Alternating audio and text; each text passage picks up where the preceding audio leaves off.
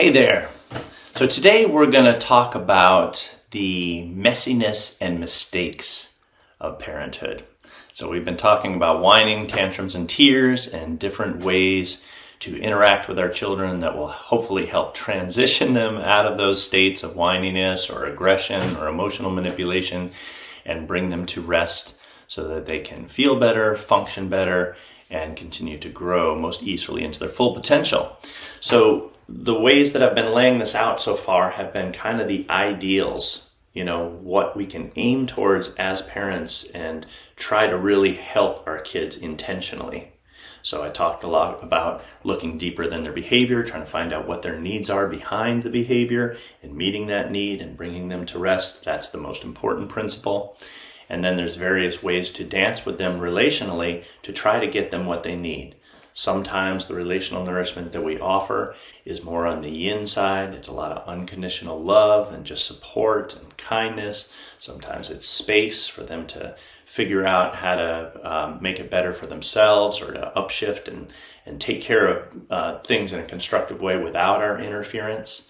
Sometimes it's more yang elements of nourishment where we try to guide them a little bit, try using your words, sweetheart. If they're being aggressive or, you can say it in a normal voice, you don't have to whine and I'll give you the juice. So we teach them a little bit, we mentor them. We may put up a boundary and say, no, you cannot hit your sister. Try something else, a little bit firmer yang energy. And they may upshift and then try something different to get their needs met. And then at other times we may set a very firm boundary and then draw out the sadness, bring them down into vulnerable feelings. We talked about this over a couple of episodes, deep down into the vulnerable territory of the heart and hopefully shift the energy that way. So these are all the places of intentionally trying to interact with our kids in a way that are productive and helpful. Now I'm going to talk about another part of parenting, probably the most uncomfortable part of parenting, and that's the territory of messiness and mistakes. So as you can feel in this is not where we intend. This is where life decides this is what needs to happen. Despite our best efforts and our best intentionality and staying mindful and regulated and doing the best we can, dancing with our child, life has come in and said, no, guess what? It's going to be the creative chaos of life that solves the situation, not you as an individual who can decide where things go. And that's just part of life, is knowing when to submit and allow this creative chaos to come.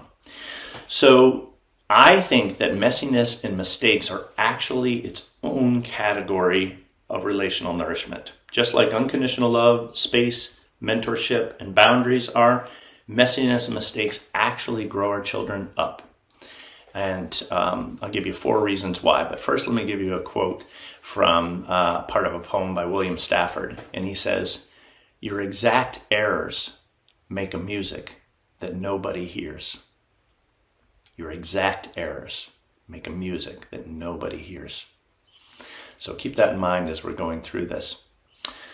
So the first reason that messiness and mistakes are actually nourishment to our children is because it helps develop resilience. Nobody is going to be attuned to you 24/7 every single second of the day. In fact, this is the best shot you got in the home of people being attuned to you in the most regular way because they care the most about you as parents. But even in secure attachment relationships where things are going well, misattunements happen on average in the first year of life about every 19 seconds. Yeah, because we have our own things going on as parents, right? We can try to attune to the baby as much as we can, or the toddler even, and try to attune as much as we can. But guess what? There might be other children that need attunement as well. And we may have our own needs. And we may have to get the food ready for dinner and all of the other things in life. So misattunements happen and they are not a problem. And in fact, in secure attachment relationships, they happen frequently. And they help the child realize, okay, things are not going to always happen on my timing exactly how I want them to. And they develop some resilience with this over time. So that's the first reason that mistakes are nourishing to your children. The second reason is that perfectionism is toxic in the home. Have you ever been around somebody who's trying to be perfect all the time, trying to control every little thing of the environment, kind of holding themselves together all the time, trying to be perfect, manipulating you to try to make you, exactly how they want you to? It's incredibly toxic. It's anxiety provoking, it's stressful.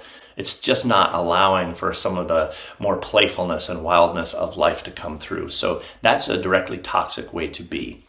It's better to be in a position of we're all a process, ups and downs and sides and this way, and we're open again to the creative chaos of life, the playfulness, the wildness of life, and that works out better. There's a certain humility in recognizing that you're a process and you can't do it all perfectly.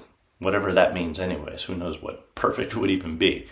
So humility is really important here. Self as a process. That's very nourishing to children if we live in this way.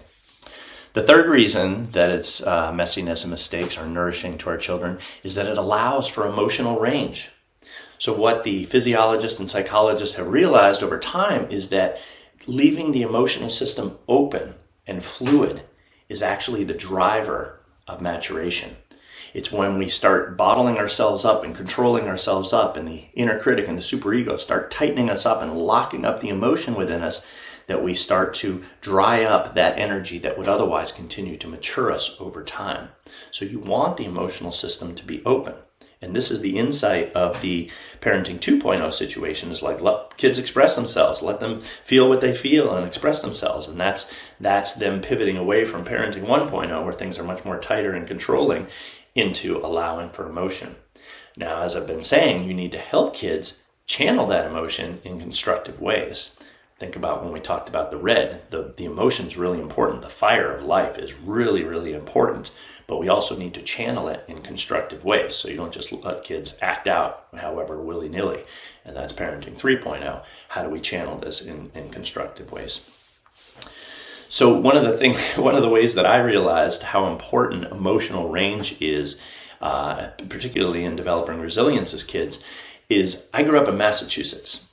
And in Massachusetts, things were really fiery. We had a lot of different ethnic groups. We had Italians and Irish and Puerto Ricans and Lebanese and African Americans. And it was just a very kind of raucous environment. There was a lot of yelling in the neighbors' houses and things like that. And there was a lot of fights around. There was just a lot going on. But one thing you noticed about folks over in Massachusetts is they would fight and then it would be over. And it was like nothing happened. They were still really close. There wasn't this tension between them. It was almost like they restored to the ground to their, being, whatever the fight was about, and boom, they were right there together. And there was no doubt that they were going to stick up for one another and be on each other's team. When I moved to California, things are much softer. They're more like, it's all good, man. It's just flowing, it's chill. And they kind of round out the emotions a lot out here, at least compared to where I grew up.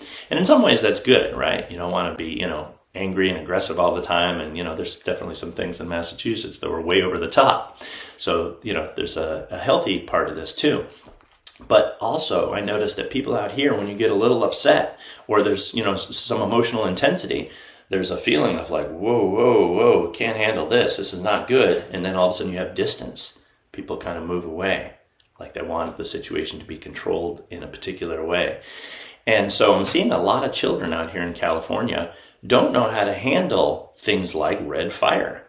When they hear somebody who's really angry and setting a firm limit, they're a little shocked because they just have never dealt with that emotion. And so if you haven't dealt with those emotions, the emotional fluidity and a variety of emotions in your home growing up, you're going to have a much more hard time out in the environment. And there's a lot of talk these days, of course, about safe spaces, and everybody's, much more fragile these days and can't even hear ideas that are different than theirs. And I think this is in part a consequence of this. So be authentic as a parent is what I would say. Allow your emotions to flow. Of course, be disciplined about it. Don't be a jerk to your kids, but be authentic. Let them know how you feel. Sometimes, that whining and the way they're acting really does grate on you, and you should say it, hey, this is really getting enough. This is really annoying. You know what I mean? I'm stepping away. This is not working for me. You shouldn't be afraid to express how they're impacting you so they can learn from it as well. Lastly, the reason that mistakes are really nourishing for children is because it is the pain of life, the suffering of life that often leads to growth. Okay? It is the sand in the oyster, the irritants, things that don't go well, that often lead to the development of the pearl over time. It's the manure out in the plant world that really nourishes that plant. It is a form of nourishment for the plant. So the crap of life sometimes leads to our growth and development. When we feel pain, when we feel suffering, and we sink into it, and we're able to be with our vulnerability, a lot of growth happens from there. Our hearts remain open and soft. In the mythic world, they often talk about the wounds in your life are where the gifts are. You have to go down into the dark, go down into the wounds to uncover the gifts, because they live right down in there by the wounds. So in our example, of a child whining, let's run through this, how this would look in real life.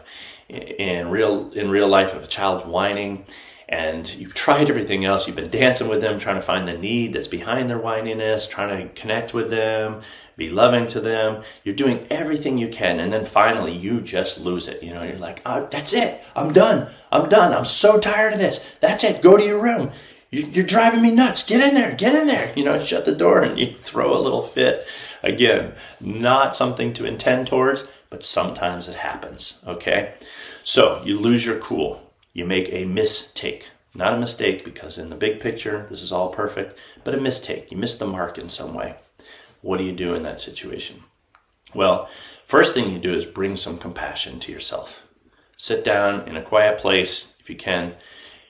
Feel the pain that you've been feeling all day, the frustration, the irritation in your body. Maybe you've been on with the kids all week long. You haven't had a break. You're really over your limit. You lost it, right?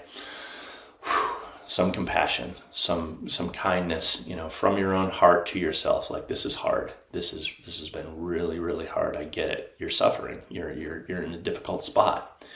So you're bringing another part of yourself to be kind and loving to yourself in this moment. You have some humility about it. It's not about being perfect. Yeah, you screwed up. That wasn't great. But this is life, and this is all going to work out. This is part of a bigger picture of growth and development. You take a few breaths, you come down. As your nervous system calms down, then you can go and connect with your child again. You can ask for forgiveness. You can talk about how you lost your cool, and you're sorry. You really didn't want to do that. And you just cuddle up with each other and go through that process of forgiveness, whether it's with words or just the kindness and the love, in the field. It's a very restorative process that actually communicates to the child, wow, first of all, mom's not perfect, dad's not perfect, right? Because they think we're God sometimes, so that gives them a little bit of relief right there. But also like, wow, that wasn't the end of the world. That kind of sucked. I mean, it's been a crappy day all day. That's why I've been whining. But that particular part of the relationship sucked. But look, we're back together. We're in a deeper place, a softer place, a kinder place, and we're ready to start over. That confers an incredible resilience to the relationship. So I hope you can see that mistakes sometimes can be just another part of life, another part of growth, and that they have their own wisdom and intelligence. And while we won't aim towards making mistakes to create this form of nourishment, life will do it for us. The creative chaos of life will come bursting through with its volcano of emotion sometimes, and give us opportunities to sink down into humility, to compassion and forgiveness, and help shore up the relationship in a much deeper way. That's it for now. Take care.